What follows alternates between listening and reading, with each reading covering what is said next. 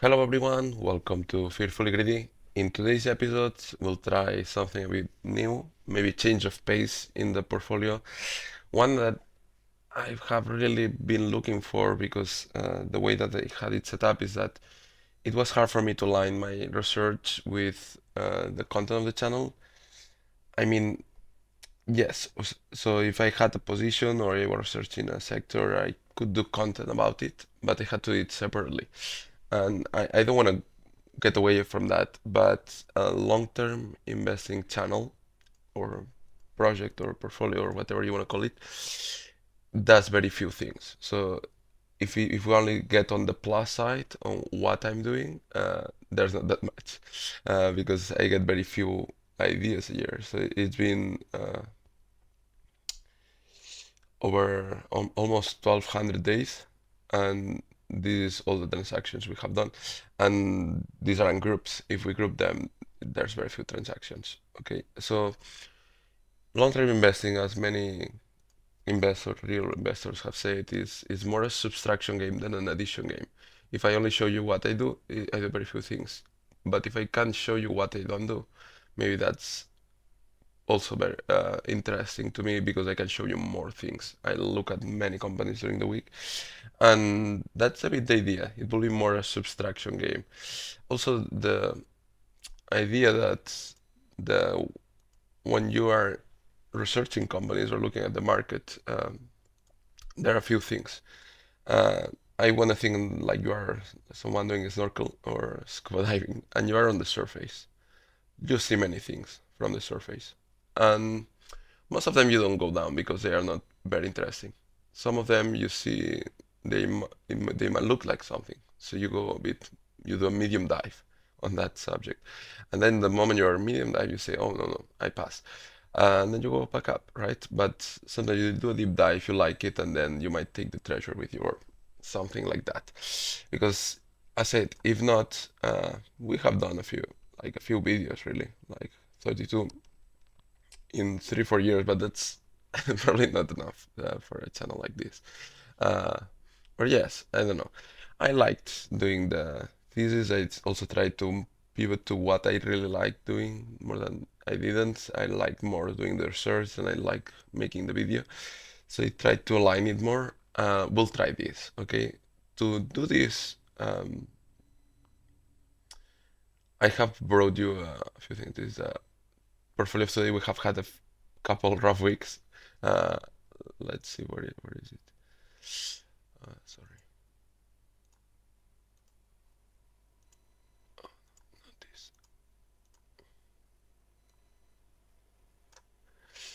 Okay, if we check the evolution from 2 weeks ago, we were at on the 15th of September, we were at 44K, what 35K, no addition, no sales, right? So not the best couple of weeks, for sure. The tool I will bring you to do this kind of content is this kind of research tool, okay? These are the current companies I hold. On the ticker, there will be a link to a document where I kind of try to add all the research there. And I haven't updated this one, so these ones are not updated, but whatever. And then it will say what kind of sector or business it is, the date that it last updated the file, if it's investable or not. There are companies that by a few characteristics of them, even if I like the price, they won't be ever investable. This is a quality number. Keep in mind, this quality number will change as you go deeper or less deep. But a rough quality number. Like if it's, I don't know, a tobacco company, you might get a 1 or 2 because I think it's low quality. If we get to Baba, I think it's super high quality. Probably the best we have in the current portfolio. Uh, then in the research, I will show you in a second. Okay, this will be the first one. We'll take a look. Back of envelope value is like roughly what I think it's worth, ballpark. It could be double that, half of that, because it's pretty rough valuation, but it won't be like 5 times that value, probably. So ballpark. If it seems interesting, if how are we looking at it? And I try to be pretty conservative with this number. This will be the current price where it calculates from the ticker. So we know then the margin of safety to the current rough valuation. Okay. I don't know how that sounds. We'll try. Okay. See what you think with it. The first company I wanna bring you. So every week or every 10 days or every when I can do this, I will bring you what I looked at since the last video to this video. For now, I will try to bring you the most interesting thing, maybe not all of them, because I just started this. I don't know how much time or so, because there are companies you take a look 1 second and you say pass. But we'll see. Maybe I only bring you like the top 5 or top 10 things I looked that week in the future. Okay. First one, it's Megacable Holdings, which is a Mexican cable company. Okay, don't run yet. At the start of the document, if you see here, there's a few points. This is the first document. You will see it gets better with the next ones. I want to add some rough numbers of it so you know what we're looking at. Also, I'm using at the moment stratosphere.io to do some graph of the last 5 years to see how things are trending. I like graphs. I'm a very visual thinker, let's say. Uh, okay, so also it adds these like growth rates, which I think are very cool. If you see for Megacable Holdings, they have grown revenues at 8.7% CAR, but net income has shrunk. Curious. Also, if you see liabilities have grown much more than assets, so they have financed most of that with debt. Okay, let's see what Megacable does. Okay, Megacable was founded on 1978, and we'll take a look at a bit of their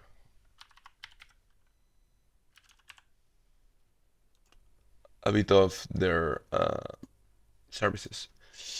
Main thing, they serve fiber, so high-speed internet, cable TV, which is their like old business. They are still packaging everything together. Telephony is also in, mobile is also in. Okay, so that's the main thing. Video roller, they do some content for their TV and cable channels. Metro Carrier is they do some service for third companies for fiber, so they will lend it to other providers. I think that's what it is. That's if you have a company and you want some communication between two facilities for you, they will help you have some fiber or networking between that, some publicity. They do some like cloud, I think that's like data centers and some IT management services, that kind of stuff. But the main things are these four. So these four at the start, okay? In Mexico, in Mexico. That's let's see if that's correct. Yeah, that's the same. That's the same stock. If we saw in 2018 we had a max of 100. We are at third of that price. To show you, it has 30,000 employees based in Jalisco, in Guadalajara, Jalisco, on 1982. What did I say? 1978. Well, one of these numbers.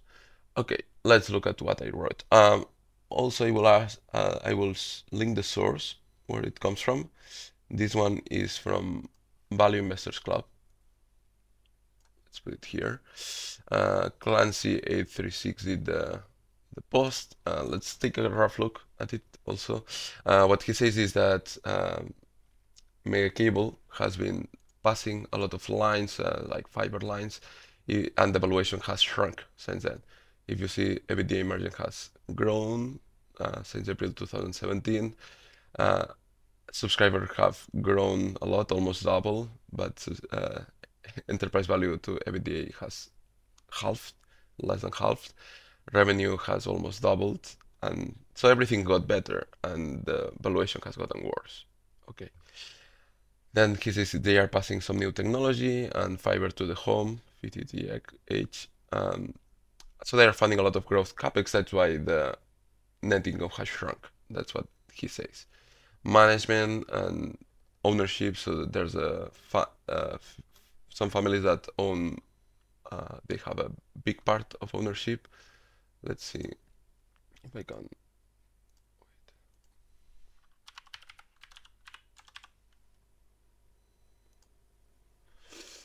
Uh,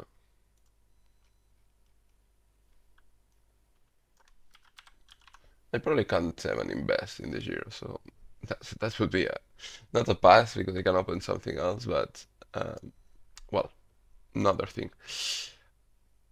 Okay, let's keep checking the whatever. What else he says? There was a merger with Televisa, which will be like a television, like a old television channel or platform that they do content. That made shares go up 50%. That was probably here. Okay, it's from 41 to 60.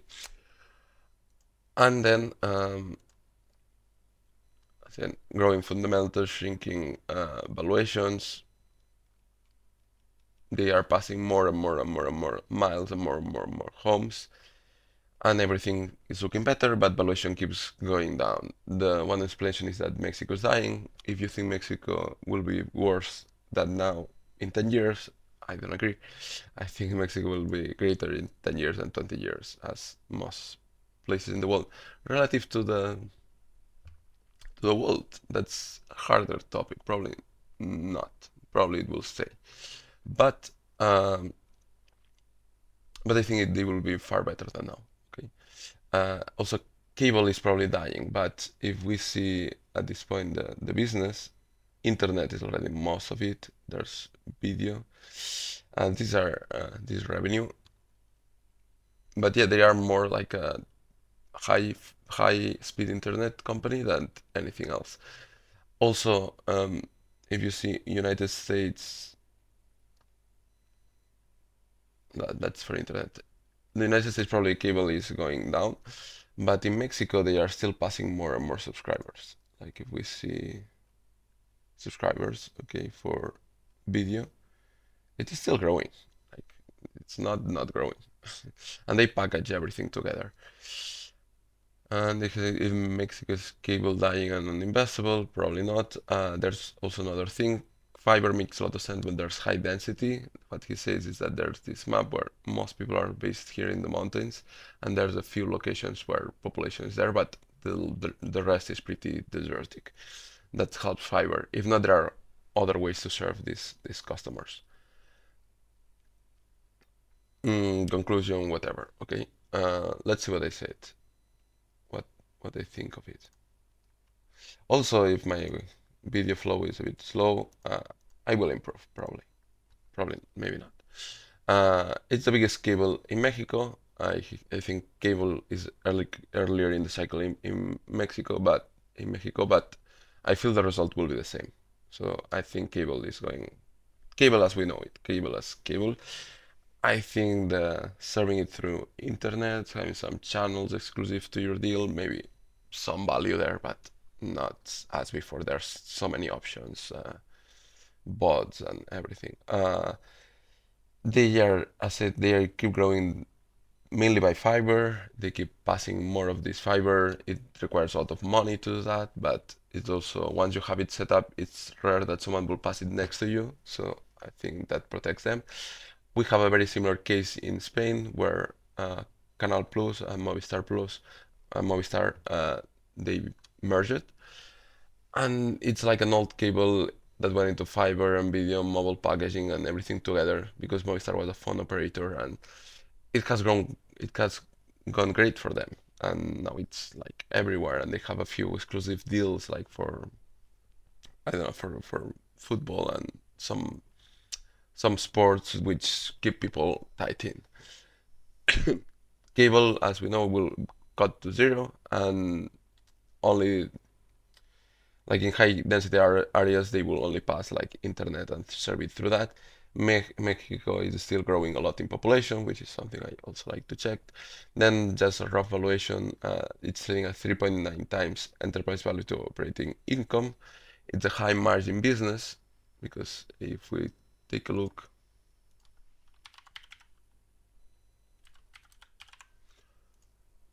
by the way, Stratosphere IO, great thing.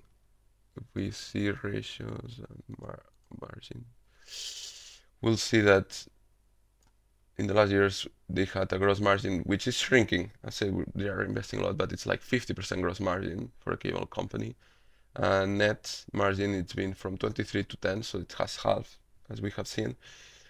But yeah, it's very healthy margins. If they can get back to these levels, they are very, very, very good margins because you can deploy a lot of capital, great margins. We'll see. The thing is, the story is still known. Okay, that this is not as certain as other things.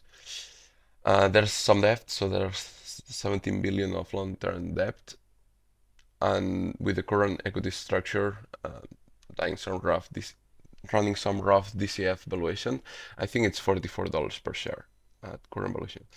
So family owned, I like that, and the possible merger with Televisa. Okay, let's see. It's trading at 35. I will have it at 44.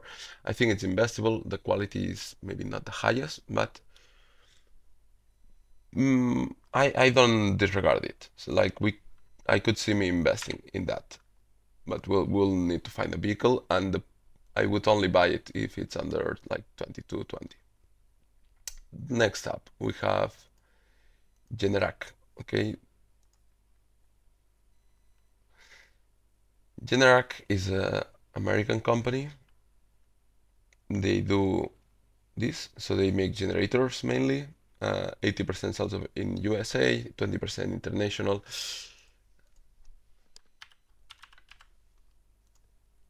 Okay, here it's trading in the New York Stock Exchange. It's trading at $88. If we see revenues have grown a lot, okay, it's a company that does like it supplies some power to the grid, so it helps the grid be more stable because when there are outages or there are low points, it helps produce energy where there isn't. So it's good for grids that don't work very well, and the US is a grid that doesn't work very well. Okay, but if you see, net income has shrunk actually, same case as before. Assets have grown more than liabilities, so it wasn't like only funded by debt. And if we see, mostly it's residential generators, 35 are commercial generators, and 11% are other things. It's not only generators, now they also have like these setups where you control the energy in your home, if you have electric vehicles and batteries and that kind of stuff, and they can also control some other utilities in your home. The numbers, okay, they did 4 billion in sales, that's last 12 months. They have 8,800 employees, and this the percentage we saw. EBITDA adjusted and extra bullshit, it's like 600 million, which it's not. They sell mostly to omnichannel distribution, so there are dealers, wholesalers, retailers, and e-commerce partners that sell their product in the internet in many places. They will have, I don't think they have brand stores per se, but mostly any like store that sells many things for the home, it will have this. Okay, and we have some guidance which we can take or not. We can also look at their current numbers. Like if we look at their current numbers, they are doing like four, well, 400 to 20 million free cash flow. We have no idea because it moves a lot. Like if you see, total revenues are shrinking at the moment, and net income is shrinking a lot at the moment. But yes, it's hard to know. 500 to 200 million. These companies, they fluctuate a lot, so you have to get to a number which you are happy with, which is maybe a normalized kind of number.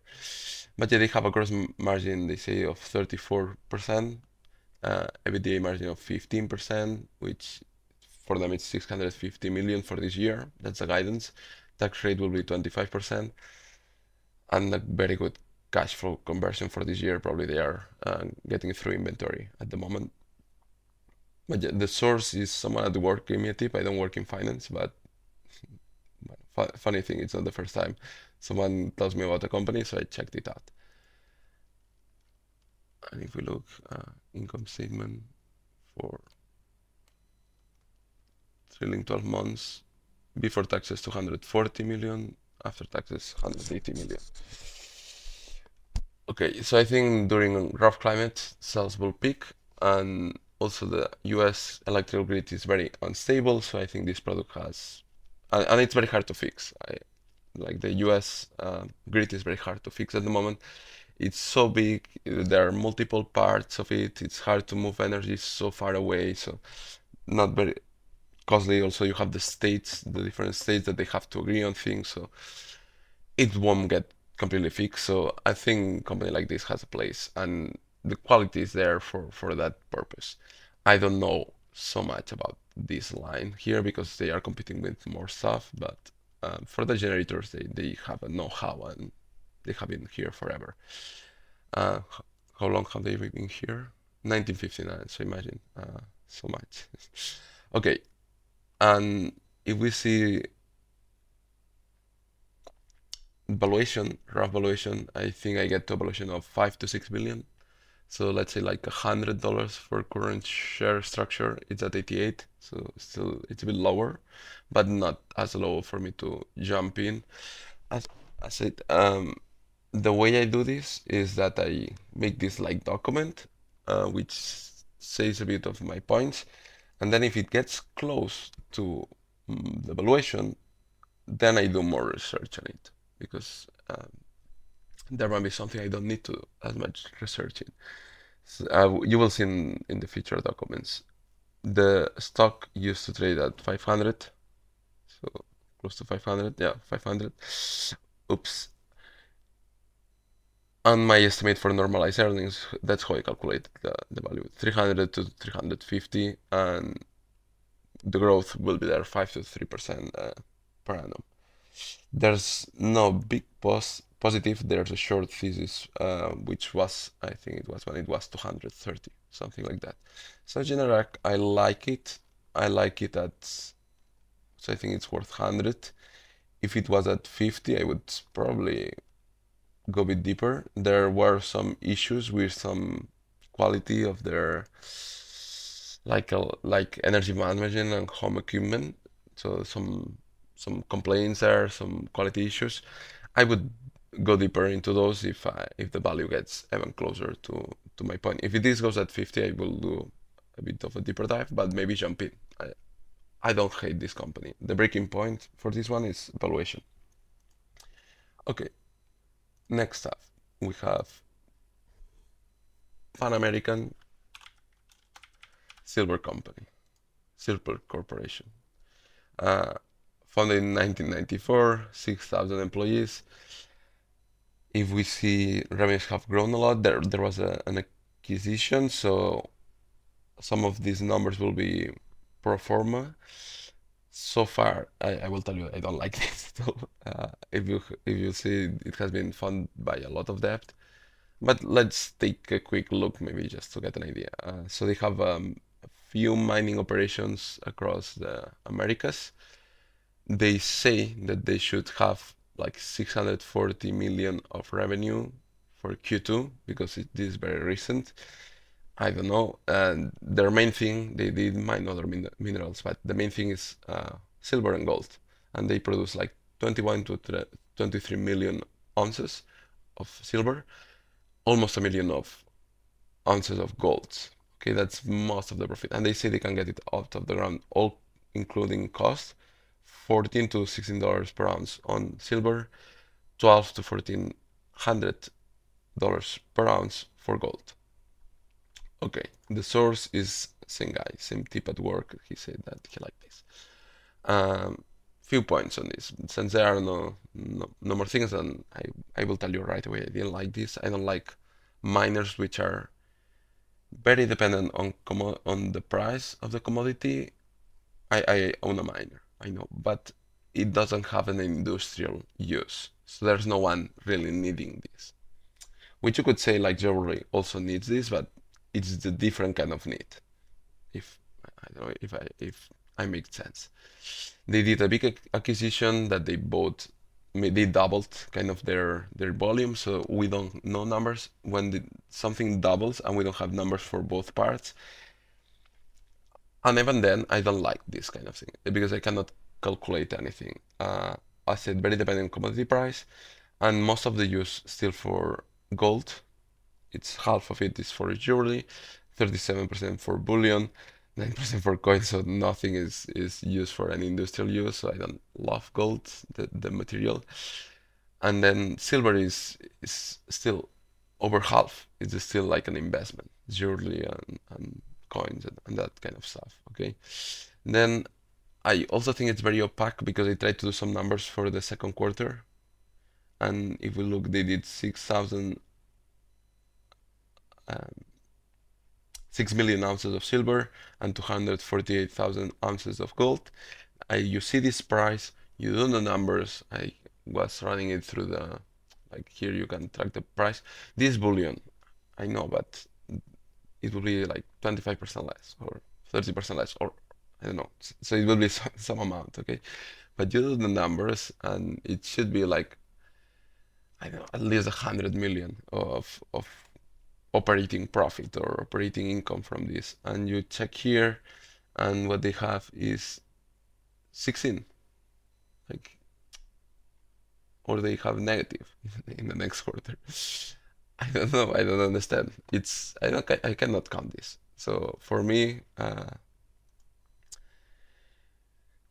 I'm not a big fan of miners. They have certain coins, but in reality, those are much bigger because they also tell you what price they sold it at. So it's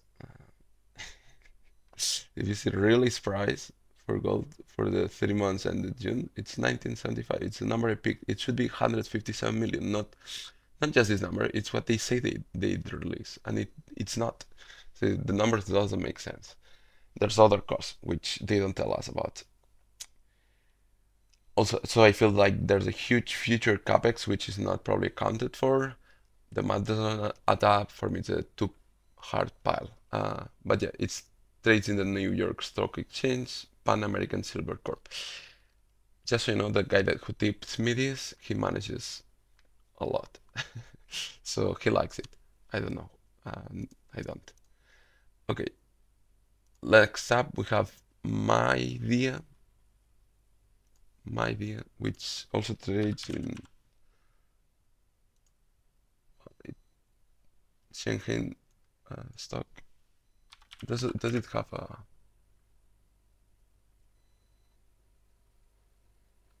Well, probably not. Okay. MyDia,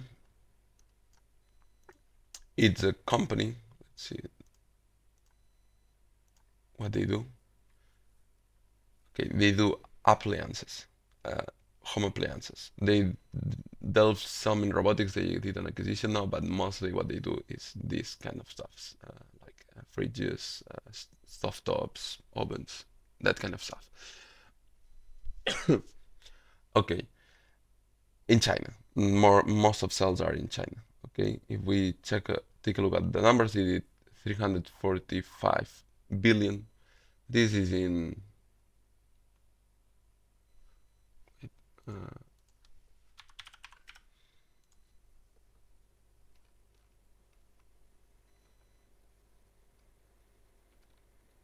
in yuans. Okay, like I just wanted to check it out. It also come from a very high top in 2021, which it was trading at double the current points. If we see revenues have grown good, but also you will see that growth has stalled because it was growing much more. And net income has grown more than revenues, which I like, so multiple margin expansion. Then assets and liabilities have grown at the same pace, so we didn't have that much asset creation, let's say. Net profit for the year was 28 billion and good return on equity. So it's a company that seems pretty good. If we also check at like their margins are not really critical because gross profit is like 20 to 25%. Net is less than 10. So it's not as like a business with big margins, but it's a stable, good business. Mainly in China. So there's also a value investors club thesis FW51 did the thesis.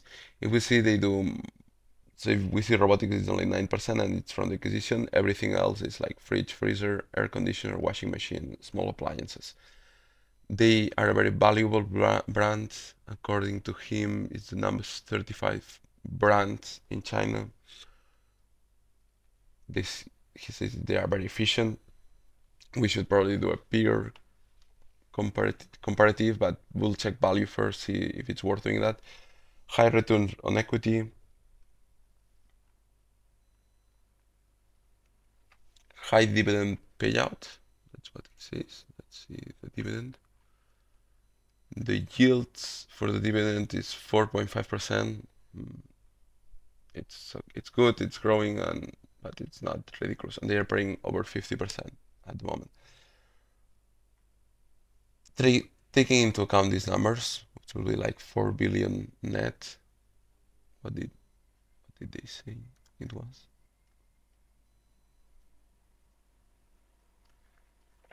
This is in dollars. Okay, yeah, this is in dollars. Yeah, 350 to 400 billion in yuans.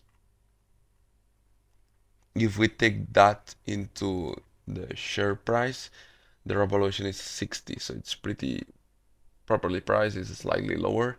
By the way, did you see in silver? For me, I would never invest in it, so I put a no here. Quality is okay. There are far worse miners in the world. This one is investable, but only a 6. There are many appliances companies in the world, and I don't know why this one would be any better or worse. Margins look probably similar to peer. I don't know. We should really compare. He did some comparison, but it's only like value comparison. Like it's only PEs. They pay a bit more than everyone else. They have return equity compared to everyone else, like middle of the pack.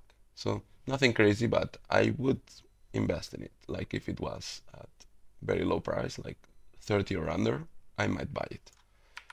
I would take a further look. Okay, so I said, MTY Group CO, ticker 000333. Let's go to the next one.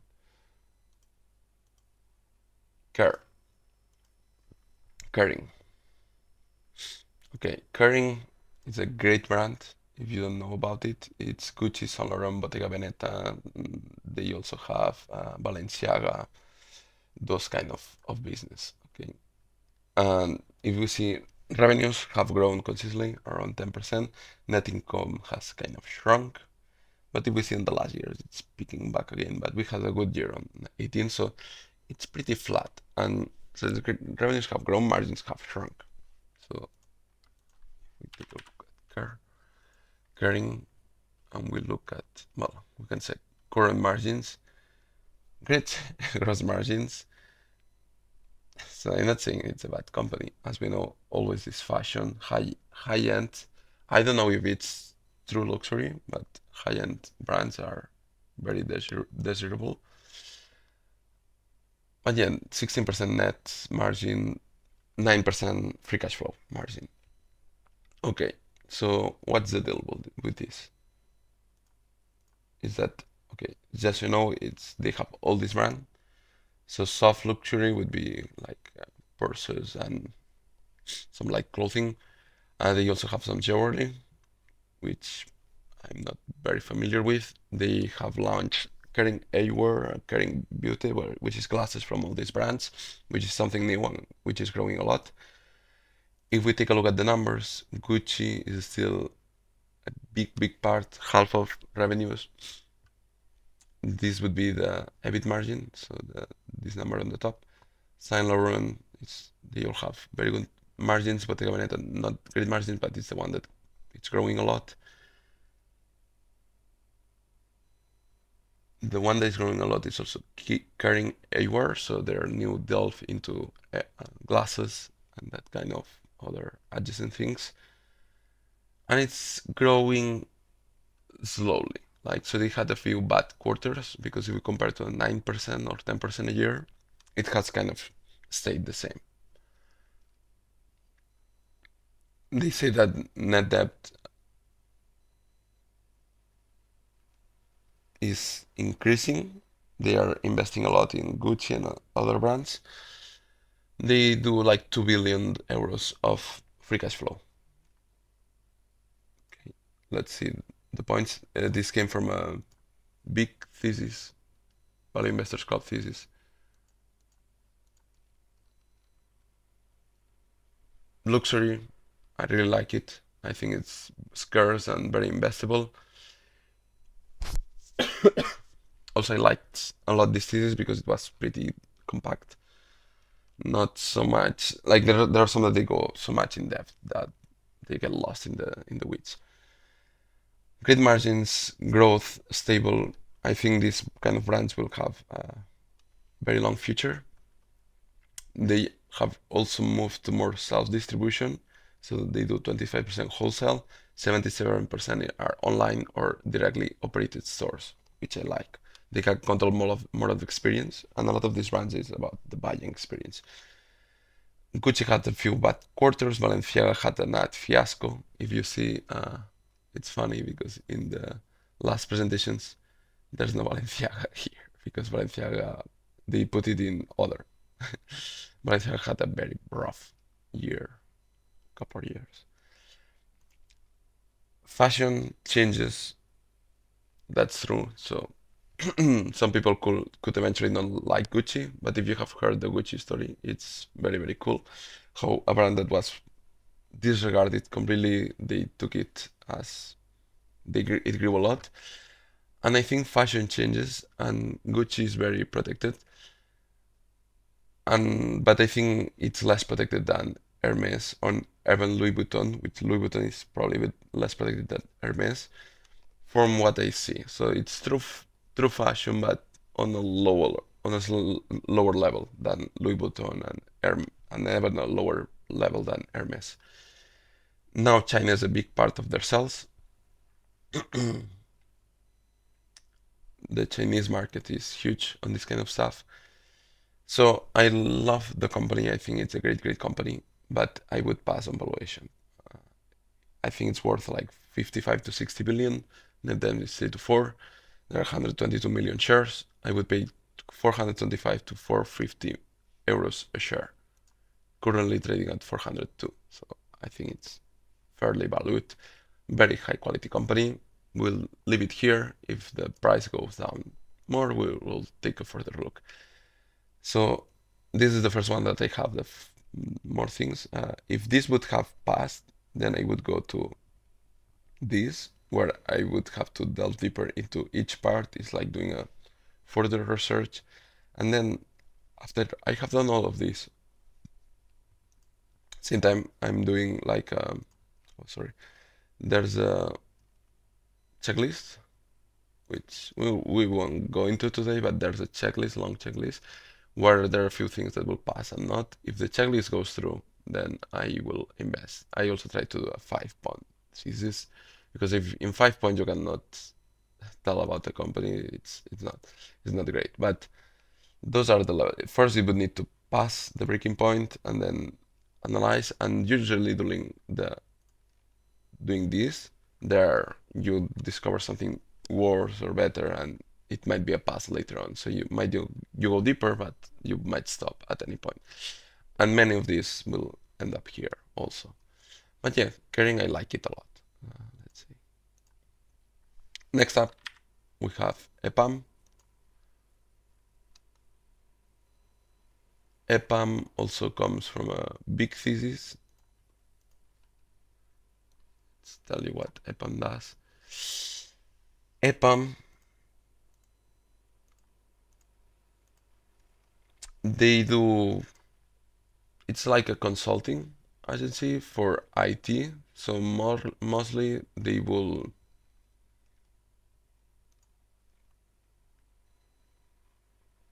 develop your apps, not just apps, but they will develop some of your IT, because even if you are a very big company that needs very high IT, like very high quality IT, it might not make sense for you to develop like that thing inside your business. So this company will help you out at very big sizes. So most of their clients are like blue chip companies. There they had most of their workforce in Russia, as you can see the thesis here says, and Ukraine. And since this happened, they have tried to move it out of that place. They say that they are very competitive, so maybe top of the food chain. It's based probably in company data, but also in some interviews of competitors and clients of them. They are also specialists in AI, which probably will be a future, so they can develop your AI capabilities inside your company. It's trading also in the New York Stock Exchange. Founded on 1993, 60,000 employees. So you will see they have a lot of employees. Okay, they also their operations focus mostly on consulting, application implementation, and that's it. They don't delve much in, they won't do infrastructure for you or hardware support or other kinds of IT services. They say they are very diversified. Their clients are in many different lines of service. The biggest one would be finance, probably, or travel and consumer. But yeah, very diversified. They sell mostly to the Americas, Middle East, and Europe is the other chunk. The other is Asia is like nothing, and it's shrinking. So yeah, Europe's, Middle East, Americas. That's who they serve, mostly blue chip companies. But it's an IT company. You can already tell from my portfolio I don't love IT, not because I like Buffett, but it just I don't know why they are more competitive or less competitive than someone else. If we take a look at the numbers, they did 400 million, that's correct, in net, yeah, 420 million net from 4.8 billion revenues. So it's a little bit less than 10% margin. If we take a look here at the margins, yeah, 30% gross. It used to be 35. Net like 10 to 13%. EBITDA 15%, more or less. They had a big surge in growth in, how do you say, in costs, so their costs. And my main points, okay? It's an IT service business based in Russia, Ukraine. Now they are releasing to India for workforce. It's a high quality player, high growth. We see the growth of the revenues are ridiculous. Net income has tried to follow slightly less. They had a kind of a bad year for that. And assets have grown in line with liabilities, maybe a bit better. So it has not only been funded by debt. The big poster says that they will be big in AI transition. I have no idea about that. For me, there's a lot of this business that for me it's impossible to get inside and say, okay, I think they are better at this or at that. They have a competitive advantage. They have a moat here for some reason. There are like 10 companies like this. So for me, it's so hard to just make a guess. I have zero idea how this sector will look in 5 years. For me, this too far to pass. Like the breaking point is the business line and the future of the sector. I have just zero idea. Like not my thing. Also, 420 million profit, and they are trading at 13 billion market cap. Mm. Just by valuation, this would also not pass. Okay, next time, MTY group. This is a chain. Oops, not chain. Yeah, they kind of franchise restaurants in Canada mainly. Revenues have grown huge, net income has shrunk again. It seems like a trend for the ones for today. Assets have grown less than liabilities, so it's been funded heavily by debt. This also comes from a big thesis. Let's see if we can take a look at that, give some credit. Posted by Pluto. Oof, dense.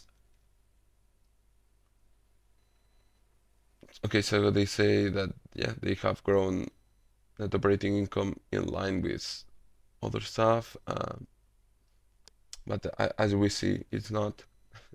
Then they have moved their own operated stores more than the franchisee store count.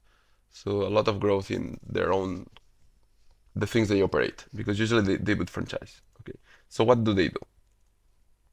If you are from Canada, maybe some of these look um, I don't familiar, but for me, none of them look familiar. Also, Spain, there are franchise restaurants, like fast food restaurants, but they are not like that big as in the US or as in Canada.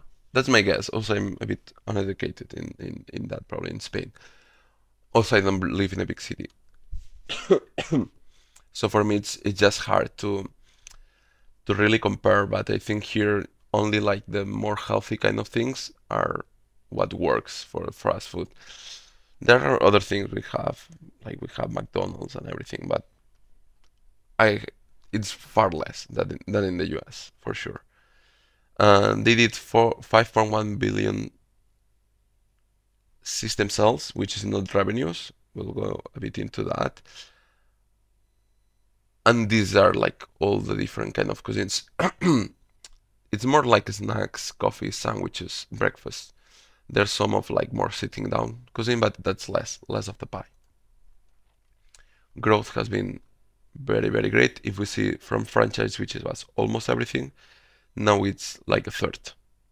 And now they operate a third.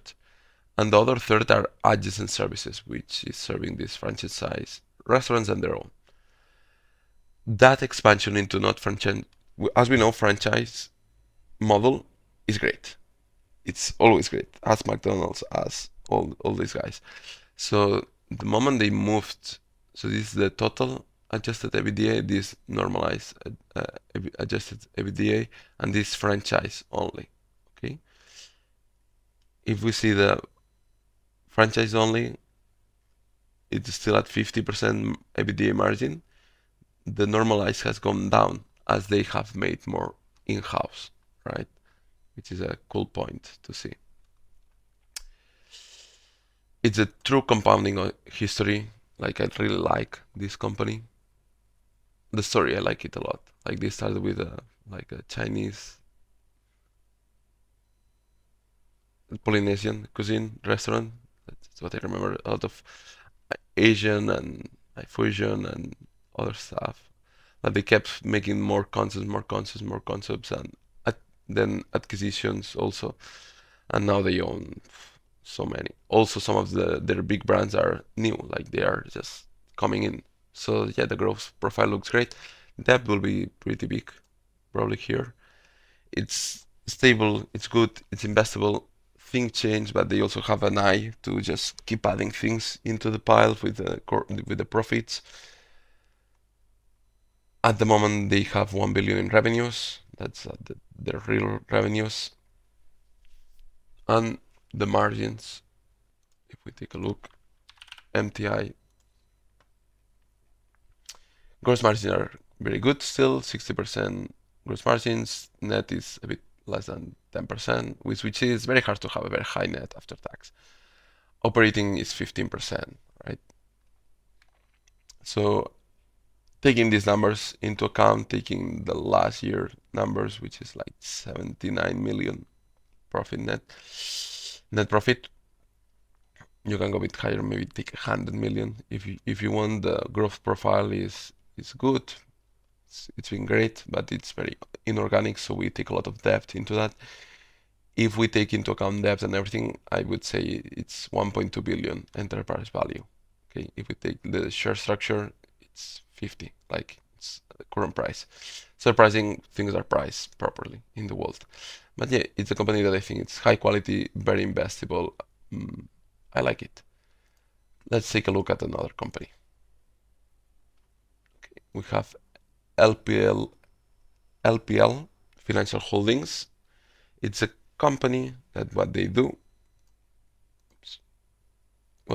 is they service financial advisors. So you are financial advisors, you don't want to have the back end kind of it, accounting, product, all the regulations, so you can be looking like ETFs if you are a financial planner, and some of the things you have to market for others. It's good if there's a big pool of service of products that you can sell to your customers. It serves you a lot in other kind of services. It makes your business, if you are small, much more efficient. So you are a financial advisor, they service you. Okay, these are the kind of service they do. So innovative technology, they do some cybersecurity platforms which are very important in this kind of things. They give you like discounts on market research or for free if you work with them, which might help you give better advice to your customers. They do operational support, they do some compliance oversight, so if you are doing things outside of the line or in the gray zone, they will help you out with this. Consulting, some educational, some conferences, that kind of stuff. I like it because it's like the thing, it's a pick and shovel kind of, as always, services for the real business do better than the real business, which in financial advising it's maybe not the case, but for small players it is. And then I think it's here to stay. Like I don't think there will be more financial advisors in the future and more automated things as we have seen also.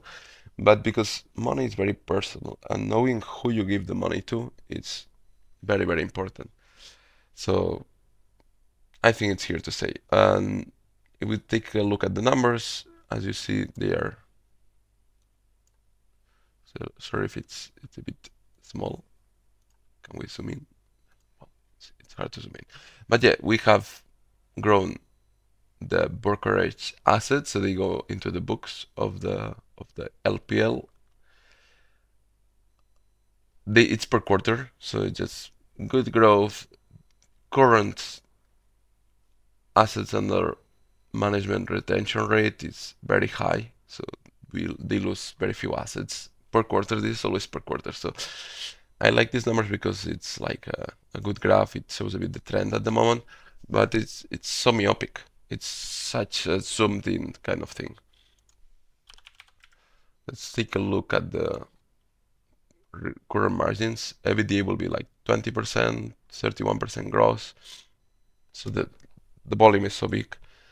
And net is 12%, so probably the most profitable company we have seen so far. Return on assets is low, but return on equity is ridiculously high.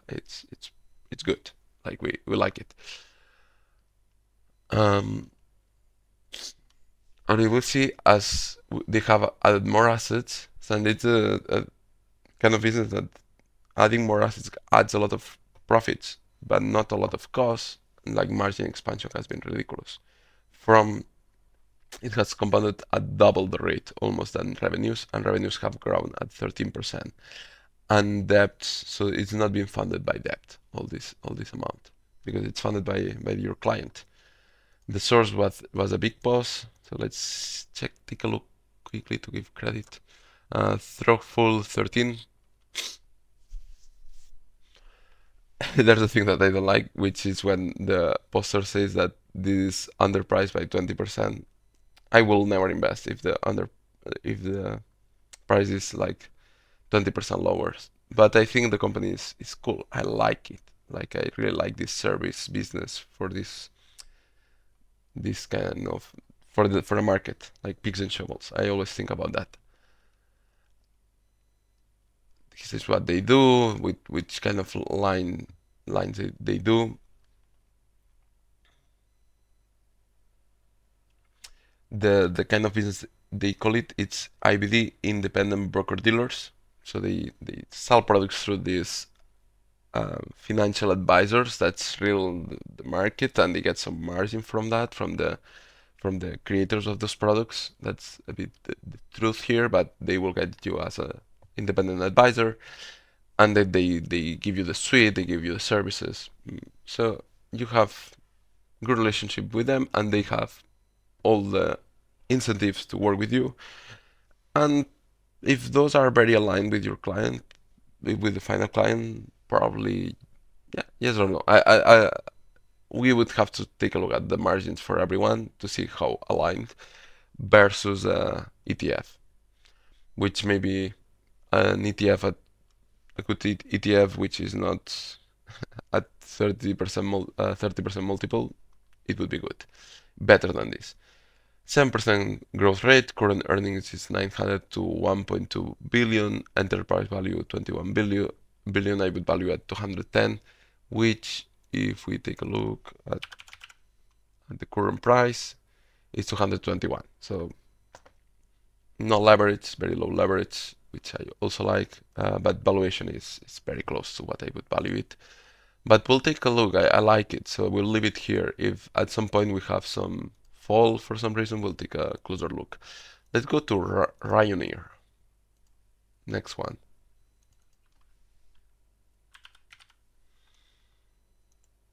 Okay, this company trades in the New York Stock Exchange.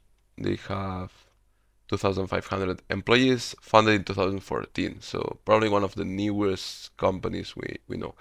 What do? They are specialists in cellulose. Okay, if we see revenues have shrunk, if we see it moves up and down along, there was oversupply in the market here, so everyone was doing far worse. Net income has gone worse. The margins are paper thin, so I don't love it. I will tell you what they do, but I don't love it.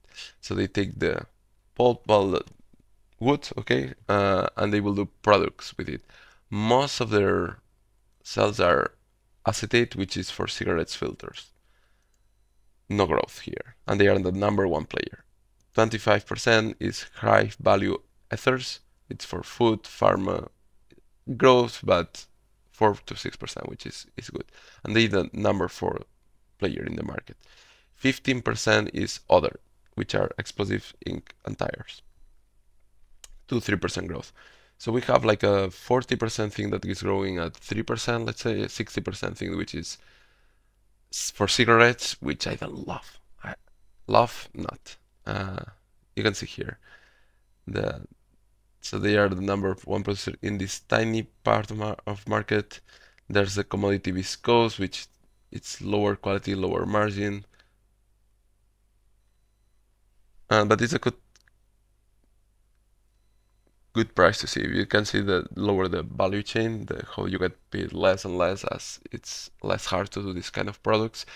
And they specialize like in the higher end. So if we have to take a look at cellulose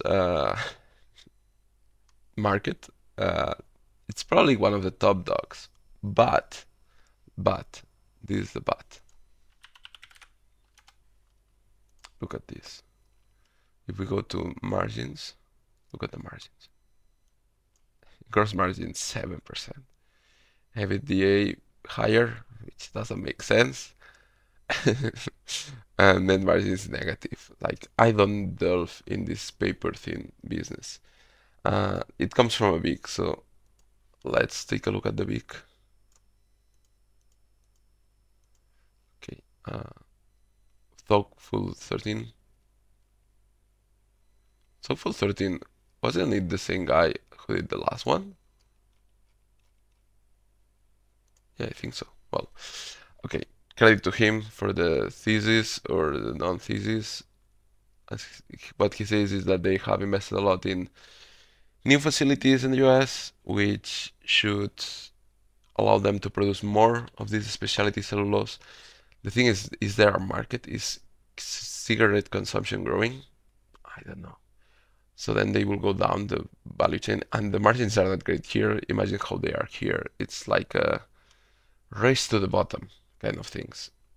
They kind of did the post split stock, so it's only covered by two analysts. He says it is undiscovered, unknown kind of company, but dude, if it's losing money, like what? And they are the number one player in the market, and they work for cigarettes. You can start to think I don't love this.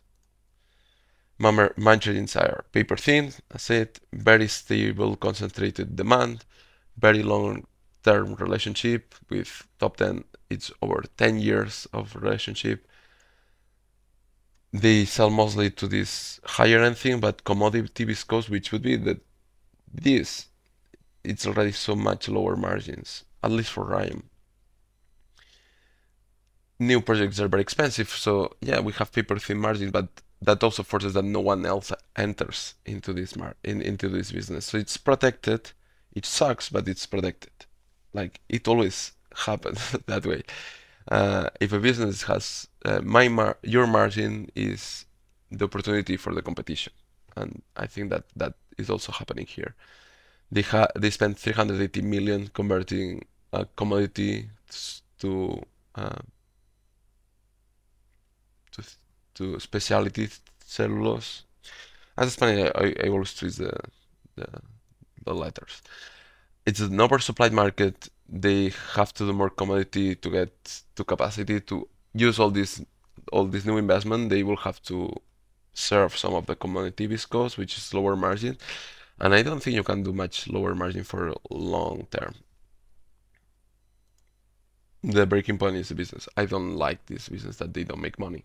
Sorry.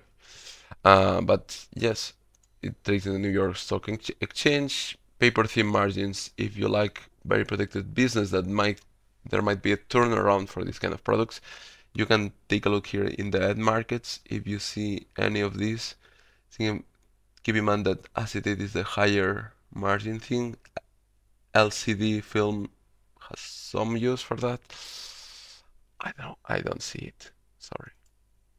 Okay, next up we have TSM. You know TSM, right? TSM, it's such a simple thing. It came from a big poster also, who comes to, well, comes. I probably extracted the conclusions from him, but I think the same thing. I think it's one of the best business in the world. If you take a look here, it's a 10. It's a 10. Quality is a 10. If you take a look at the food chain for TSM, like who eats from who for what and who eats what, and yeah, it's such a great business. It's ridiculous business. What do they do? Okay, let's take a look at what do they do. But look at the numbers. Net income is compounding at 24%, bigger than revenue, so they grow a lot, but the revenue margins keep growing more. It's been funded by a bit of debt, but it doesn't matter. Like cash is piling for these guys. Net income is 1 trillion. It's how do you call it? It's the Taiwan dollars, new Taiwan dollars. I think that's what they call it. But we'll take a look at the numbers later. They are dedicated to foundries, so they make chips, well, they waffles, so they make microprocessors for other people, and they only produce for other people. They don't produce on their own. So that incentives they kind of align a lot here. Sorry, they made this model, so this model didn't exist before them. If you see this from their website, okay. What is a dedicated foundry? A semiconductor company who solely manufactures integrated circuit devices for other companies. The advantages: never sell uh, integrated circuit devices in the supply chain. It's your customer who does it. You produce for them, they don't produce, and it's their problem to compete in the market. They don't offer direct competition to customers because they don't produce for their own. They can know the orders from their customers like in advance. They are, let's say, they are here. The customer is here. The market is here. So this distance allows you to better plan production. Uh, the the tooling and R&D and the development is funded by the mostly by the customer, and they operate it, and they are very good at making this very efficient. So that's why they are good.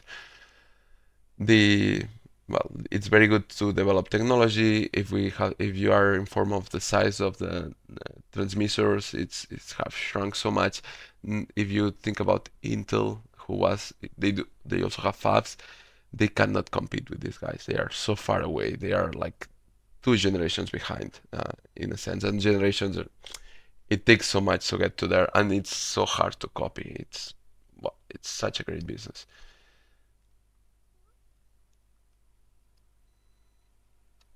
And it allows, because the what you develop now in 10 years might be obsolete, but it won't be obsolete like an operator to control your temperature in your car, for example. Like that's a very small motherboard that does nothing, right? Sure, you can control it with a more advanced one, but maybe for the entire car, you need something that was high tech 5 years ago. So their factories, they can be repurposed for the future, right? Most of them. And if not, they will take it down and add the new technology to this one. You can see here with the flow. Dr. Morris is who founded it. The story, if you can check, if you can listen to the Acquired, so you probably have it. It's one of their most listened episodes. But Acquired, it's a podcast. Do the one on TSMC. It's great. Uh, okay, numbers. If you want to take a look at numbers, it's a bit small. Sorry, but we can see that in 2022 they did 2.2 trillion revenue, which half of it is net income. They are so great.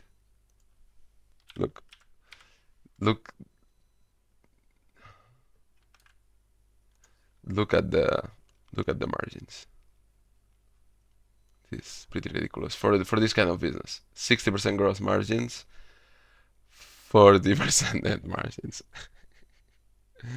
Okay, my main points. Okay, one of the biggest monopolies in the world. True, and it's like this knot which keeps tightening. So they are much more controlling now than 5 years ago, and in the future it will be worse, better for them. It's extremely protected. There's a company which is in Europe who makes most of the machinery for them. It's like they are their only customer at this point, and they won't lose that. And no one else is doing this machinery. It's good to delve into. If we take a look at this graph, okay, look,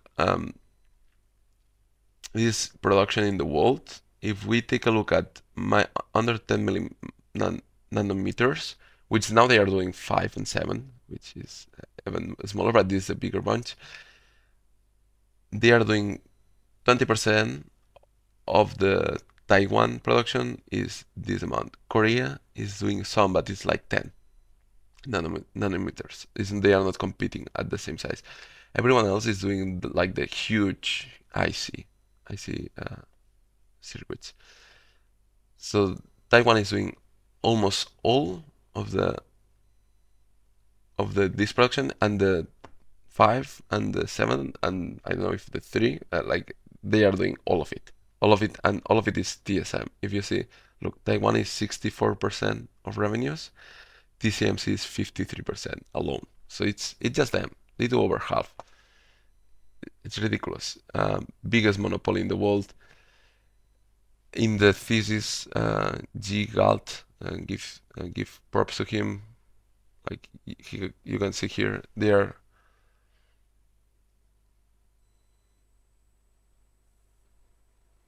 So this is from TSMC, 65015.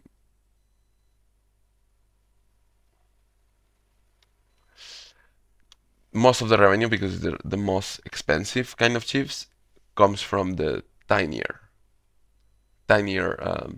nanometers. Okay, sorry, I was because the numbers didn't make sense. uh, if you see here, the 5 nanometers, which no one else is doing in the world, like this point, no one else is doing, and 7 nanometers is over half their production. Okay, these are very big kind of circuits at this point.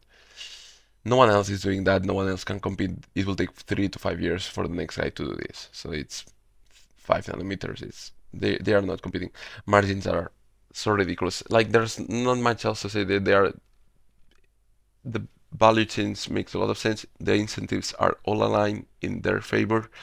The only problem is that this might be because he talks a lot about margins and the growth and all of this is great. But the bottom thing is that look, this is China, this is Taiwan. China has been making hints that they will invade Taiwan. If they do, all their factories are in Taiwan. Look, they have some in the US, as you will see, like, but they are some of the bigger ones. But Taiwan, Taiwan, Taiwan, Taiwan, Taiwan. Well, China, Taiwan, Taiwan, Taiwan, Taiwan, Taiwan, China, US. So they have some of the 8-inch and 12-inch. But if you see 6-inch is in Taiwan and some back-end ones. But yeah, if Taiwan gets invaded by China, they will probably nationalize this. Sure, they can move out of there, but this will be a huge problem because they are producing over half of the global integrated circuits, and they are like 90% of the top end ones, right? So the loss for the world will be big. They can nationalize and sell to everyone else, but probably that will be a war in the world, which I don't want to even think about it. So the risk is so huge. For me, that's the problem. I would invest because the price is right. I think the price for this company is around 130 and 91, and for the 10 of quality, I would buy at this price point, really, because there's no going wrong here. But we probably have to say no for the invasion risk because I have had my own problems with invasions and wars in the portfolio, and all of me says that this shouldn't happen, but all of me say that the Ukraine thing shouldn't have happened either. They are less logical conflicts probably because China is if they keep playing the game they are doing, they will be top of the world anyway. Russia, they are losing power that is losing and losing more. So for them it was maybe not necessity. I don't want to make it politic, but for me, China, it's not in their interest, in the world interest to invade Taiwan, but they make hints they will, and I don't want to be in the middle of that. But great company, if it doesn't get invaded ever, such a good company. Okay, next up. I don't know if this will be too long, but whatever, we'll roll with it. CRH PLC. It has a few tickers because this was listed in London and now in the US. So there's some of that happening here. Okay, says just so you know, founded in 1970 in Ireland, 75,000 employees. Huge company, huge company. If you see revenues grow very slowly, net income grows faster than this. So there have been some margin expansion, and liabilities have shrunk, assets have shrunk. So they are doing more with less, which is nice. Mostly they sell aggregates and cement. They also do some end products like this kind of tubes made of concrete and maybe roads. They don't build roads. They see those trucks that go on the road, and it's these kind of elements or these kind of elements already built, and some residential stuff. 63% of sales are in the USA, 37% in Europe. They are manufacturers and distributors of this, and they sell to construction companies, depending on your size. 40% infrastructure, 35% residential, 25% non-residential. Okay. It comes from a big, so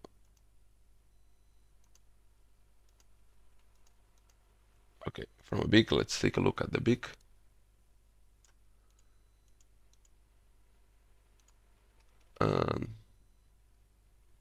Credit to Sancho.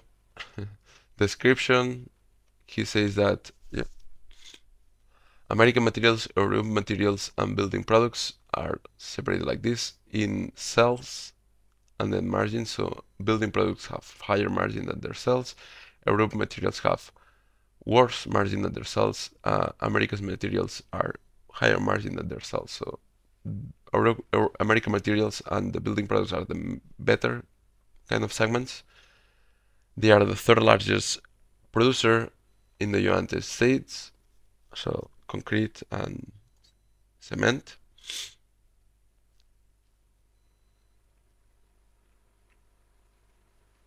And they sell mostly to the UK because they are originally from there, but also have sales in France, Poland, Ireland, and Germany.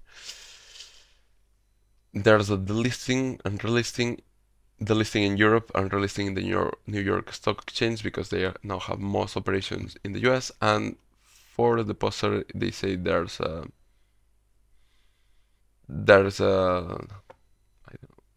misprice here, 35 to 40% misprice. Let's see what I wrote. I said they are the 75% in the US, at least in margin, 43 billion enterprise value, so it's a huge company. Gross is 30%, net is 10%. Let's take a look here if that's true. Yeah. Okay, let's take a look at the margins. Current gross margins are 33%, EBITDA is 17%, net is was 11% last year. Trailing 12 months, last 12 months are 8%. So bit of shrinkage in margin. Things were very inflated at that point. They say that compared to a poor play, only concrete, only cement, only aggregates like sand and those kind of stuff, they have lower EBITDA margins, but their cash conversion is better and the returns on assets are better. Okay. Another thing I wanted to check. So they say that. So there's less margin, but is a better. You don't need as many assets to do this. Like you don't need to move as much volume or more volume, but you don't need as much infrastructure for that volume because you take more of the value chain. You do more things in house. That makes sense. I took a look in the US consumption of tons of cement in the world. It's still going up. Okay, there's a shortage of housing in the US by the graphs. Like we need 1.7 million annually extra to 1.7 million annual housing starts to meet the demand until 2030. If not, we won't meet it. US population is still growing, slow, but still growing. It's sitting at around 10 times multiple, proper growth ahead, very stable, decent margins. I like it. So I don't hate this company. I actually like it. I value it at $84 and it's at 54. So it's the one that is getting closer to our price. Okay, but yeah, like it. I also think that it's very hard to compete. Other countries, it's hard to compete with you because it's very hard to ship this product, very heavy. Margins tend to be not that great, but as you've seen, pretty good margins. NIU will be the next one up. NIU also comes from a big post.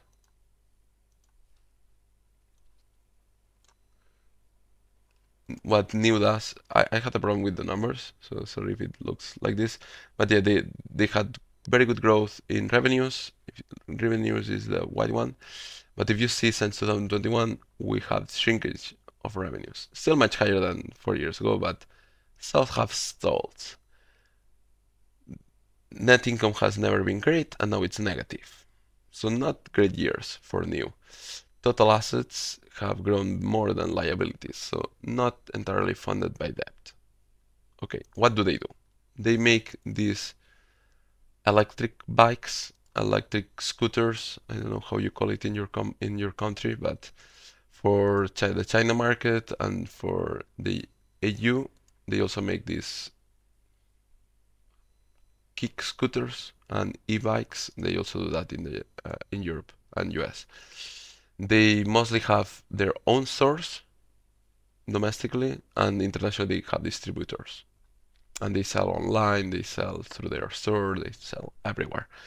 6-1 China to international sales. So it is still mostly China, this company. But they do sell this mostly through their stores. The numbers, if we check years, the gross margin has shrunk a lot. As you saw, revenues grew until 2021. Now they have shrunk quite a bit. Net margin has shrunk a lot. The increased cost, the inflation cost has killed them. The good part, let's see what the good part the poster says. Did we give credit? M. Fritz, credit to him. New technologies. So according to him, he says that they will be profitable again next year. It's always next year that they will be profitable. I'm joking. But yeah, they will be profitable, much more profitable next year because revenues will start to grow again and they will stop shrinking for some reasons. He says that the risks are only potential fraud, the listing, and the structure in China, which is always a risk. Requires a bigger premium. But that's the only risk. The thing is, for me, there are other risks also. I took a look at the balance sheet because I think it's important. They have good cash in hand at the moment, so 1.1 billion. Well, 1,100, yeah, 1.1 billion RMBs. They have it on hand. The liabilities long, it's only 760, so they could pay all debt down only with cash, but then running to the floor, so they won't do that. It's the biggest player of scooters in China. That's always my points and my rough takeaways. These I keep writing as I read maybe the thesis or the company documents, or yes, if something comes in my mind, I write it down here. The growth has halted and shrunk. I do see this product everywhere in in my country. You go to Barcelona, it's full of them,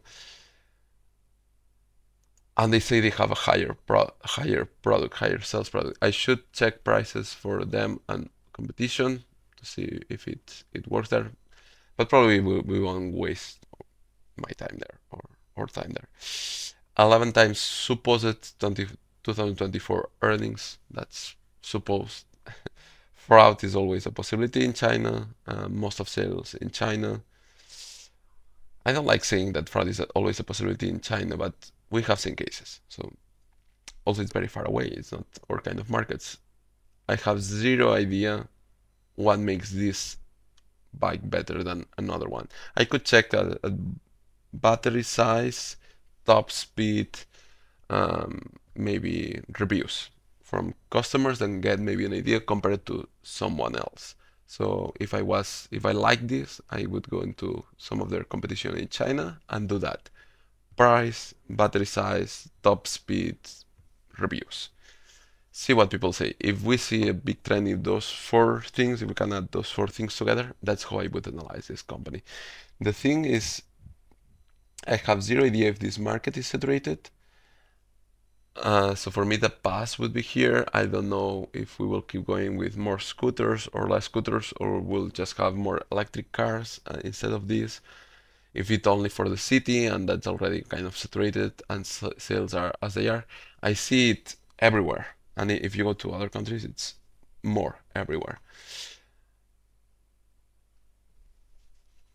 It's always problems. Like electrification is the future and it's the medium-term future and long-term future probably. And the problem is always how fast the transition will be. And it's very unpredictable. It's probably faster and slower than the extreme opinions. So faster than who thinks it will be very slow, and slower than who thinks it will be very fast. Like it will fall in the middle. Knowing those rates, that would be how we would invest in this. I'll revisit this company because I like the product. I would like to go deeper into if it's higher, lower quality than their peers, and if it is higher quality, I would invest. But I don't know if we take like normalized earnings. Let's take a look at new. The margins are all over the place, but let's try to get to some. They did 270 in 2021.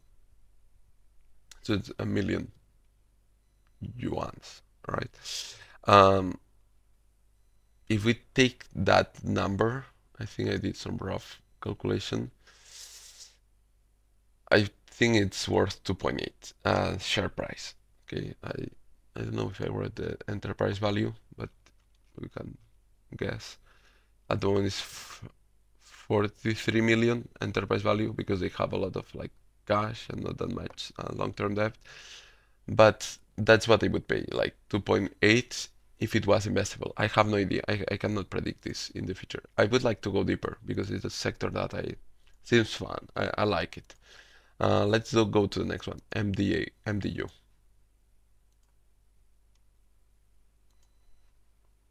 Resources.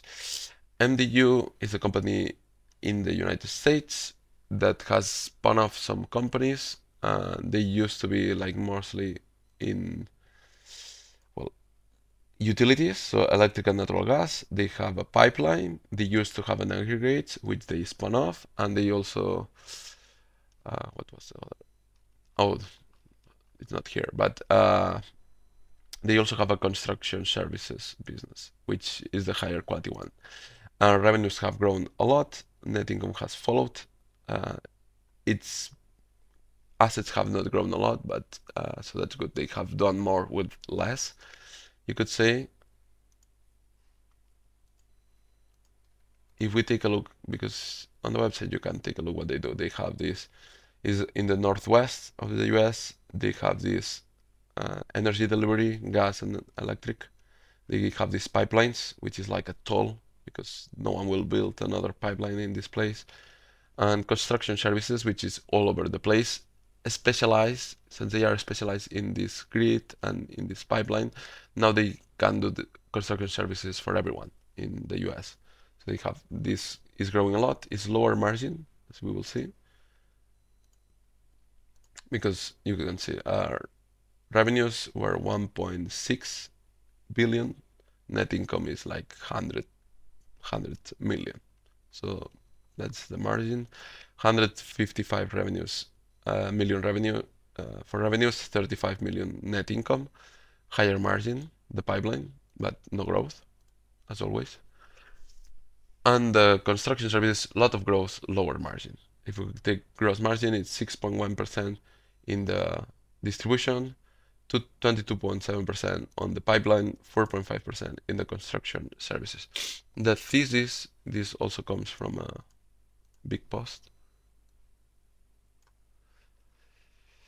It's that from the spun off there was no movement, so they spun off KNF, sorry, KNF, and since it spun off, it has grown like 30%. So he says same thing will happen if we spun off the construction services. That's a bit the this in summary. There's also Cervix. Cervix is a hedge fund in the middle who might, Corvex, sorry, who will try to force this sell or try to show the value to the world. I like to take the numbers before spun off, see if that's really true, because earnings are earnings and there's not much to be said. They also have still 5 million shares, which is worth like 250 million. Then we have utilities, pipeline and construction services, which are at the moment producing like 360 million net income, net profit, sorry. Current valuation is 6.4 billion. The margins are like, if we take full margins, is nothing to go home, like 5% net margins, 13% EBITDA, gross margin at like 16%. So it's not like crazy margins. They are very, very stable businesses. If we take a look at each one, this would be for the electric and natural gas utility, super stable. Pipeline will move more up and down. That's because the price of the commodity dictates a lot of the price, and it's more volatile than utility because this is more regulated. And then construction services is the one that grows the most. It grows the most low margins, which is the way to grow fast. They think they will spun this off, but I have no idea to know if they will spun it off or not spun it off. So I take a look at this plus the 250 million. I think it's worth 5 to 5.5 billion. Would I own it? The growth profile is pretty limited at this point. So I think I would price it at 26. That's the 5.5 billion. And is that true? Yes, the market cap is 3.8, the enterprise is 6.2 at the moment. So maybe this was off. So they have maybe taken even more debt. Probably. So actually we pay like 16 for this. So it's wrong. But yeah, not a business I'm crazy about. Investable, yes, but it's like a 6, like it's protected. Yeah, it's protected. Nothing crazy here. If you like this kind of business and maybe special operation that the spun off might be there, that means if we take a look here, that means that the debt is pretty high at the moment. Like they have 3 billion of debt while only making like revenue of 7 billion, but they have like 15% margin. They have quite a good debt at the moment, so they're pretty levered, which I don't like so much. Okay, let's take another one. Go easy. Oh, this is wrong. Wait a moment.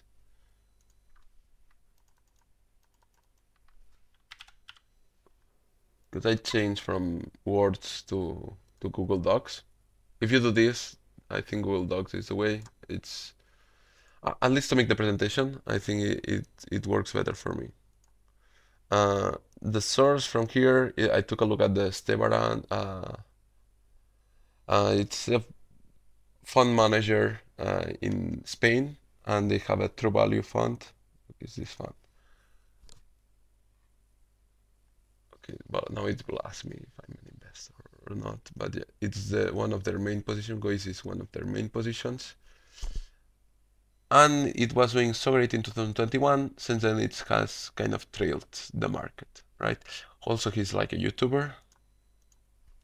He doesn't need more publicity. He's pretty like famous. Hola, artistas de la inversión. But 950 subscribers for a investor. What I don't like so much is that he has such this like the titles, like they try to bait you in. Then he does a very balanced discourse, but the titles are always inflammatory in some way. And he has a Twitter account which I think it's more balanced. Yeah. Okay, but yeah, this him.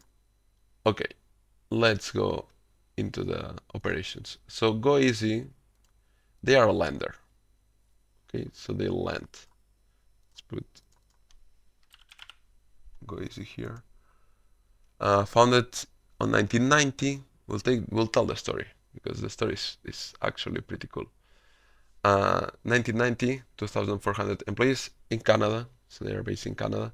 They started with Easy Home, which was a retailer of consumer products like furniture, appliances, electronics, but they would finance it for you. That was the trick. They would finance it at very high rates because you couldn't really afford at the moment those kind of things.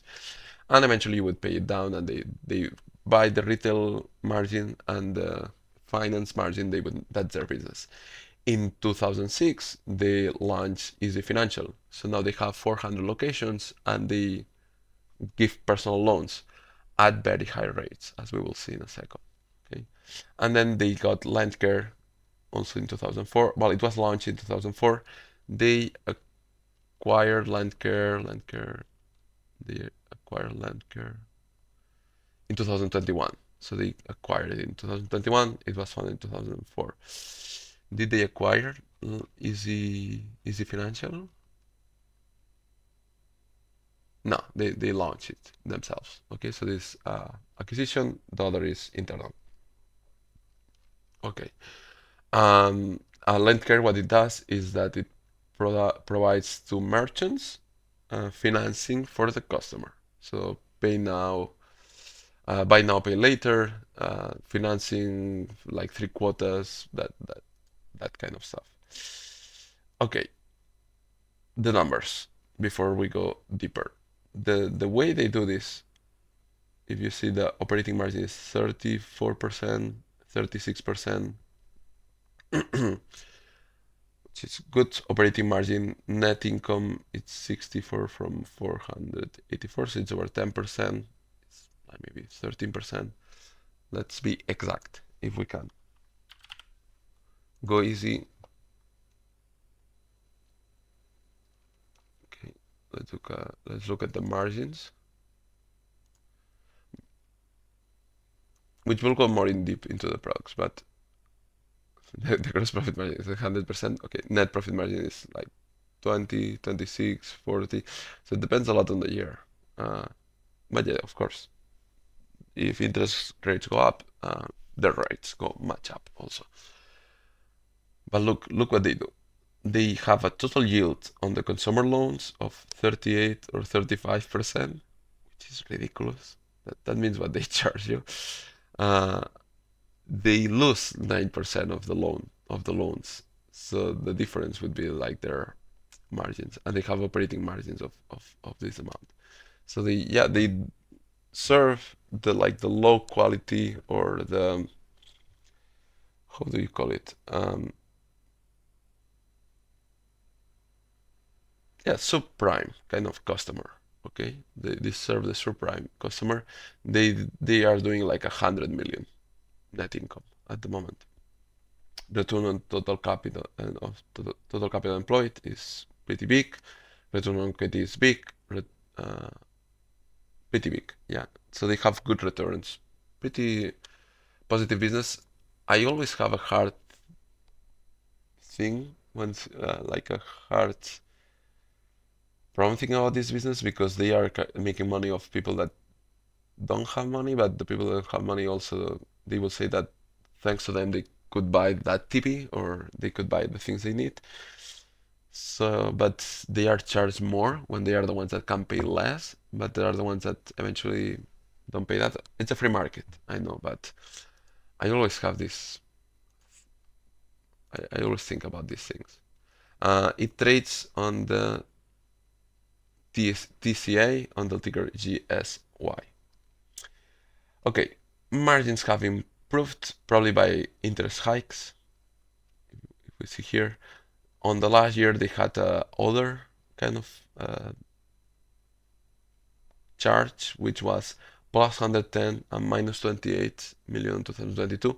If we take this out, the margins, well, the margins are similar. So it makes sense. The revenues and margins go up the same way. There's a forecast. So they did They think in 2023 they will do like 1.2 to 1.25 billion, so it's a pretty tiny kind of range. And they think they will do like 34 to 36% margin. And they think in 2025 they will have grown maybe another 15% more or less, 15-17%, and the margins will shrink a bit, but they will lose less money also, and the return on equity will be the same. Operating margin for the total company will be 38%. I tried to find what happened here. It's that they had some assets or investments which were big losses, so they had to represent here, and they had a big win here and a big loss here. So, and it's a firm holdings which was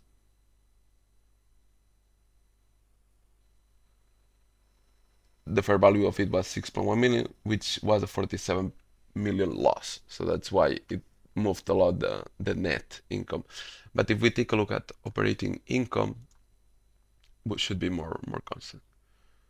71, 107, 160, 205, 243, and 263. So I think it's a company that's doing great. Positive. The this year loss in profits shouldn't be a big problem. Let's see if that has shrunk a lot of the, so that has given us a better valuation. Let's see if it's a very good valuation. I think normalized net margin is 8 to 12. The company generates 190 million before taxes. That's normalized. That's my opinion. You can do yours. As always, I didn't say, but do your own. This is not investment advice. Do your own think for yourself. Growth, I think, will be high. It will probably be, I think, I'm pretty certain of that. I value it at 3 to 3.5 billion. Share price 100 to 110, which is what we have it at the moment. Debt is pretty huge, which I don't love. And they had to recapitalize the company with 2.5. They have at the moment 2.5 billion net debt when they are only doing 100 or 190, grab the number you want, in income. So they only have 1.4 billion market cap. Well, it is 1.7 at the moment. Maybe it has grown a lot since I did this.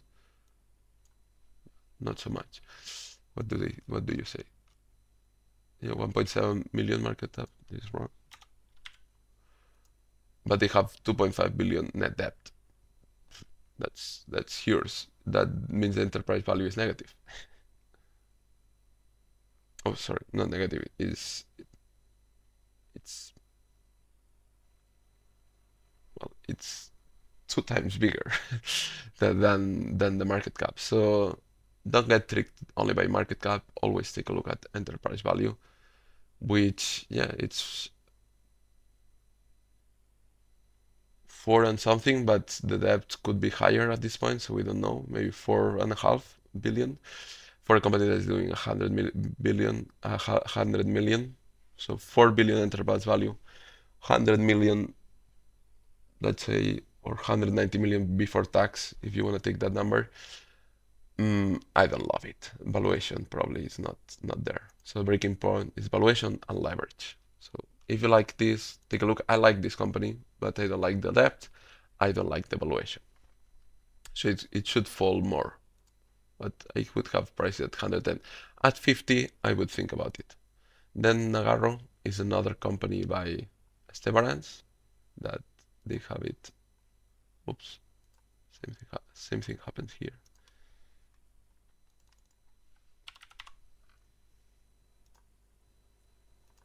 Okay, Nagarro is a company which is similar to the one that we checked, which was EPAM.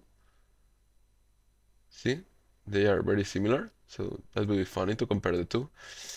They do the same thing actually. Oops. They help you kind of develop these tools, applications. They offer digital products, AI, machine learning, cloud, digital marketing, IoT, commerce. Same. It doesn't make sense to have it do it all in house. You wouldn't have the know-how. It would cost you so much. You contract them. You pay maybe a higher like some margin, but they are much more efficient. So at the end, for you, it's less cost. And they are more like an engineering DNA, where these ones are more consulting, Accenture and KPMG, and these ones are more services. That's how they have that idea. You give them more of like a problem, and they will make it like they will do the tool for you to fix it. But if you see these are their clients, which are like blue chip, all of them, Europe and US, revenue by industry also very separate, as we saw in EPAM, like it's very diversified, and the top players are not so huge. I don't think we took a look at these numbers for EPAM, but yeah, pretty huge. Revenues for last year, they were 850 million. Gross profit, it was 250. Adjusted EBITDA 150. So growth story again. They had like a bad quarter, not not a bad quarter, like not complete shrinking, but if we compare Q2 to Q1, they is not growing. So like it's a high growth company. Take a look, 30% revenue growth, which are really ridiculous, and not shrinking, but it's slowing. So probably the multiple we have to pay for this, it's ridiculous. And in this kind of business, they get so much more efficient with size. So if we see, net income has compounded a lot, but it's only 70 million. Like it's not net, is nothing crazy, nothing completely crazy. They say adjusted EBITDA, but bullshit. Like it's not the truth as always. But okay, we take revenue this for 6 months. Okay, so it's not the full year, but we can take a look at a bit the cost. So we have revenue of 456 million. Yes, 456 million. Materials will be like 10% of that. 318 will be the cost of staff. So costs have grown a lot, which we'll probably see here in the margins. Let's take a look at the margin movement.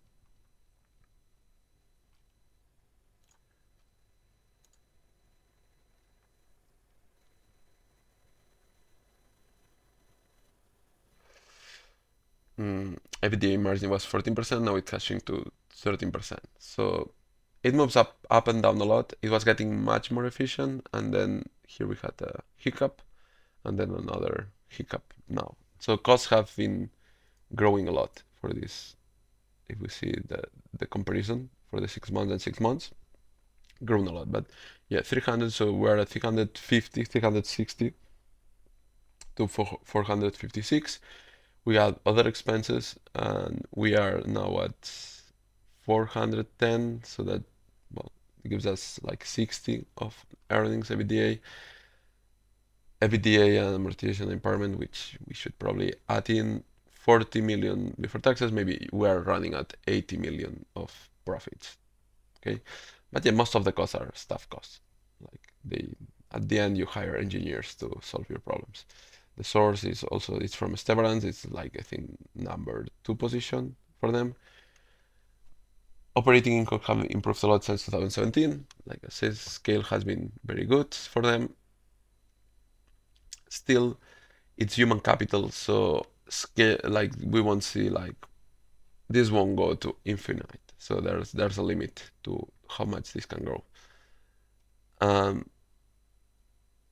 This business should grow organically. There should be more need for their services in the future. It makes a lot of sense to partner with these companies, at least for some consulting, or if not, fully to externalize these kind of services.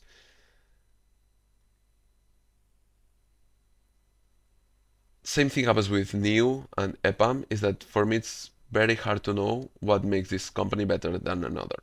I could check relationship, the kind of companies they work on, where they work with, the know-how, talent, scale. Like if revenue grows a lot, I can extrapolate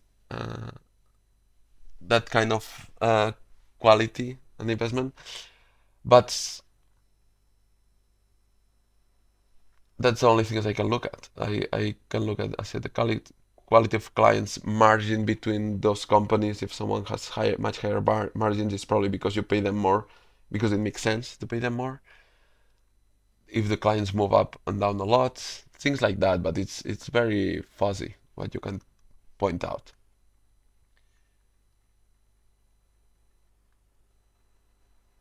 It's a picks and shovels kind of business, so I'm more willing to invest in these companies that I would be to invest in direct sector, that from a tech company straight. So I like this business for this, like EPAM. So I don't hate it.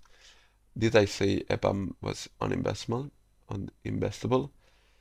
Yeah, and probably Nagarro might be too, for the same, because the same line of business. Let's take a look again at EPAM.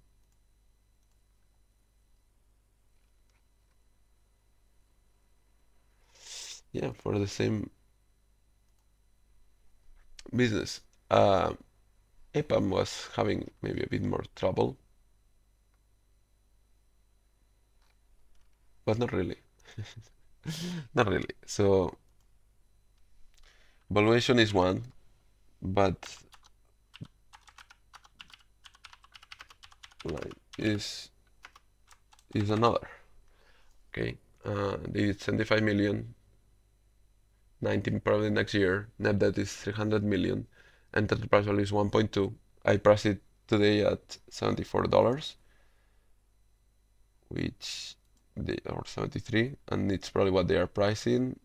I would probably not invest in it. I think the quality is a bit higher just by the margin and the growth profile of it.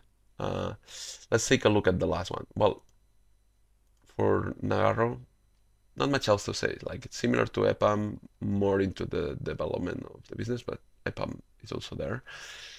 So, but slightly higher. We have seen slightly higher margins, but we have seen also them move much more up and down than on EPAM. But yeah, good company to check out. They are based in Germany. Founded in 1996, 20,000 employees, so many less than EPAM. The market cap is 1 billion, where EPAM was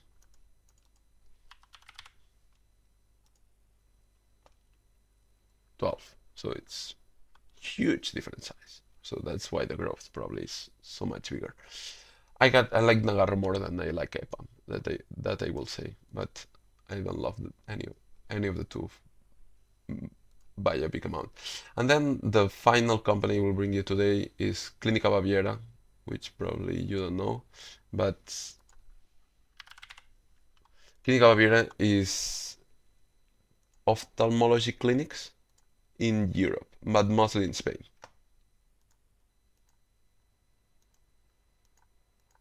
Okay, what the if you see revenues have, so there's a growth profile. They went like bankrupt in the last financial crisis.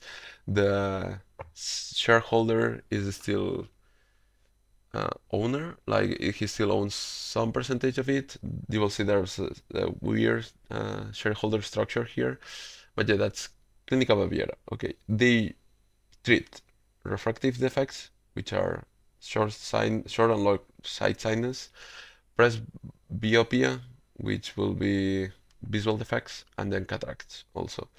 Some of them are covered with the public health system, not, and some are. Okay, that's the kind of price range and the percentage of population affected by it. So they have these clinics, you go there and they treat you. Okay, they will make a price for you and the customer pays for it. Cataracts can be done by the security, by the social security, like the health system. But the others, they will tell you get glasses, and that's it.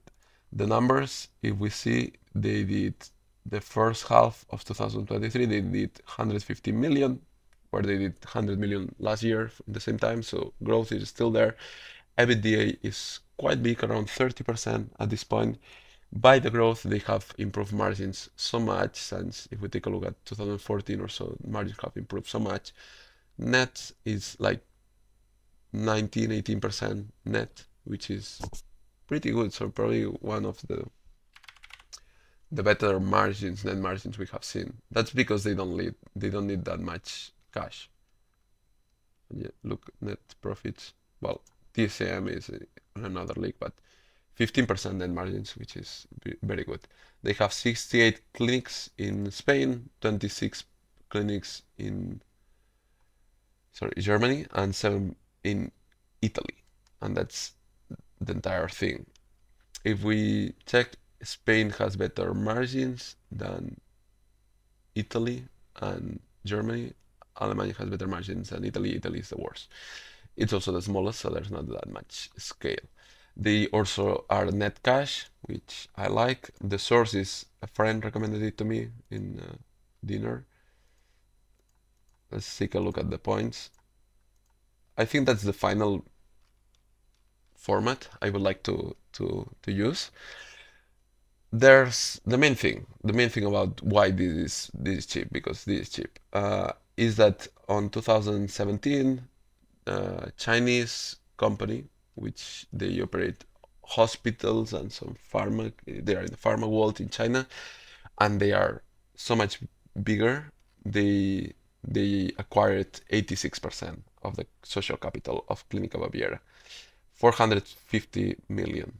Okay, so but that leaves as that ARI International, which is this Chinese company, is 80% of the flow of the shares. 10% is another like a hedge or like a fund, like who manages funds for families. Free float is 10%, but really is not, because Santander owns 3%. Eduardo Baviera, who was the founder, owns like 2%. So that leaves us 5% free float, really, like max. So that's the problem. That's a tiny float. Also, who bought them is this, which is 150 billion yuans, which translates to 19 billion euros to a 320 million market cap. So for them, this is nothing, and it gives them some way to show in Europe, and they won't try to release value from this, because let's say it's worth 600 million. For them, it doesn't change much. The company is very stable, high margins, and predictable with net cash. I love all of this. There's not much else to say. Margins are very constant, gross margins, and by scale, the net profit margin has moved. The cash, so the cash position has also improved a lot. So they are net cash at the moment. The net cash that they say, which was here they say they have almost 40 million net cash. It's like really it's 2 million, but yeah, net cash. I think A side will keep worsening as we spend more and more time with screens, and there will be more people in the world. So maybe not so many in Spain, but they will have business for a long time. Right? That's people have worse airside. Not by a lot, but screens are not helping. Okay. Third thing, fourth thing is that this is maybe not the biggest thing, but they have good online opinions. So this like they check opinions of people who operate it. In this kind of business, they could get sued, and there are a few forums and posts that they will ask you about it.